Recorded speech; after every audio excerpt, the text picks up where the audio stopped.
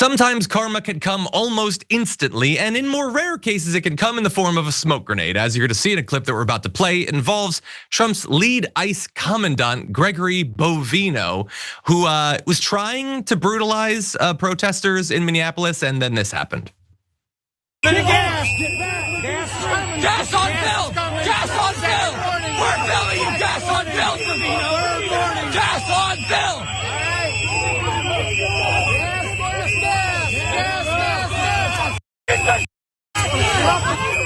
You just gassed me! We have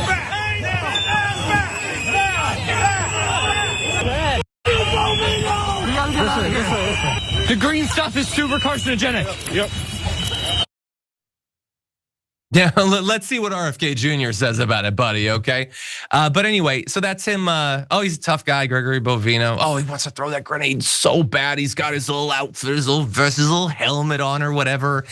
They were able to special order a kid-size form, and so he's all suited up or whatever, and then he has trouble taking it out because he doesn't know what he's doing, and then he throws it like a little bit and immediately has to flee from the smoke. Look, I've never done riot control or whatever, but I don't think that you're supposed to gas yourself.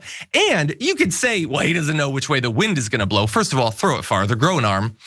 But that wasn't the first grenade. You can see that the ones further away are going towards you. Why throw it so close, you dumbass? But anyway, look, we need to do a little bit of an update, and jokes aside, the situation that is going on in Minneapolis is utterly grotesque. The way that they're treating these protesters, how much all of this is just going to script. They wanted this. They wanted to send way more ICE officers than they need to get protests to happen so that they can attack the protesters, because for some reason, to the fascist male mind, this reads as strength. Thankfully, there were not that many people in the United States that agree with them, but I do want to just catch you up in case you haven't been following this on who this guy is. Who's the guy who tried and failed to throw the grenade? Well, it's Gregory Bovino, the guy that you might have seen going viral because of his little coat.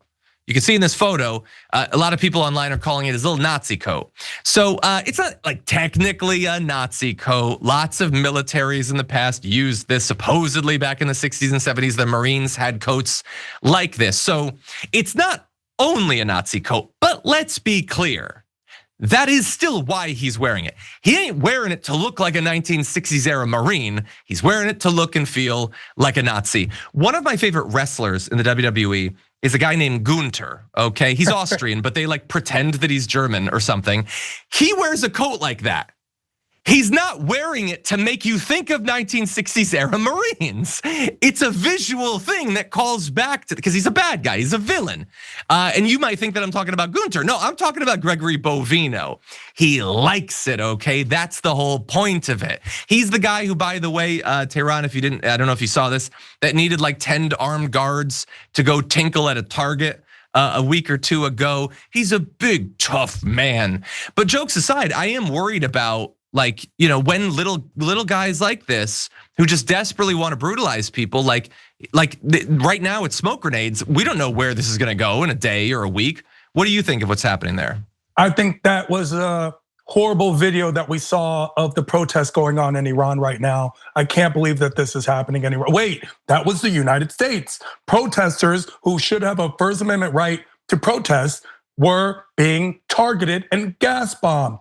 That is a problem. How come everyone who believes in the Second Amendment doesn't have the same faith in the First Amendment? Why don't we have that? Why does Gregory Bovino remind me of the peacekeepers from the Hunger Games that would come in? What are you doing here? Why is this happening? Why does the party of small government have big government involvement when it comes into states? Why is a lot of questions? Why is the brutality and the violence a part of this? It's something that they want to happen. They want to show you these visuals because they could do their exact same job, which I actually find to be a vital part of national security. They could do this job without the brutality, without the violence, which is why during the Obama administration, where we saw record numbers of illegal immigrants deported, we didn't see this. We had camera phones back then. We didn't see this. We had people protesting back then. We didn't see this. Yeah. You said it sort of like loosely, rhetorically, like they could do it without the brutality. No, and as you point out, They did do it without the brutality. I mean, still a little bit of brutality. ISIS has had problems from the very beginning. It's just gotten worse over time. And of course, look, Obama got a lot of criticism, including from the Young Turks at the time, for the focus on deportations. But also, a lot of them were people that had just crossed over. You could have a debate about whether that should be a focus either, but it is still materially different than going into these communities and dragging 70-year-old men that have lived there for 40 years out of their homes. No, the brutality is for brutality's sake. It is not an unfortunate side effect. It is the main goal. And you referenced Hunger Games. These guys, to me, they remind me of the finger men from V for Vendetta. In Gregory Bovino's case, it's more of a pinky, but it's just that same energy of like, they just want to corner a woman in a dark corner. That's the energy that's just emanating off of them.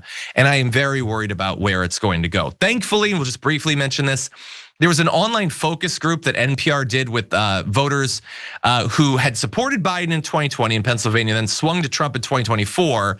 And almost half of them think that ICE has gone too far. So that's not the best news possible, but it is good to know that some people are witnessing what happened with Good and what's happening with these protests, and they are actually changing their mind based on it. That's something.